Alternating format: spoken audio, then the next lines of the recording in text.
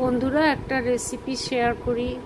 খেতে তো হচ্ছেই, খাওয়া দাওয়া তো আমরা করছি, তাই এটা আমার নিজের। যেমন পালক পনির আজকাল খুব পপুলার হয়েছে, মানে বাড়ি থেকে আরম্ভ করে বড় বড় হোটেল, রেস্তোরাঁ, 5 স্টার 7 স্টার সব জায়গায় দেখছি পালক পনির। তো সেটা এমনভাবে করে, ওইটাকে স্ম্যাশ করে একদম কাদা মতন করে, আর তার মধ্যে পনির কাঁচা কাঁচা, ওটা মোটেই খেতে ভালো লাগে না।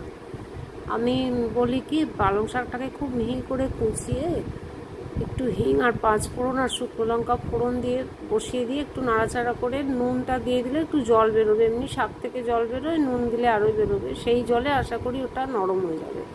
তারপর বাড়িতে কাটানো ছানা হাতে করে চটকে সমস্ত জলটা ফেলে দিয়ে, মানে ছাঁকনি বা ন্যাকড়া নয়, হাতে করে সমস্ত জলটা ফেলে দিয়ে ওর সঙ্গে দিয়ে আরও একটু অল্প তেল অ্যাড করে লাল লাল করে ভাজা ভাজা করে ওর সঙ্গে মিশিয়ে দিলে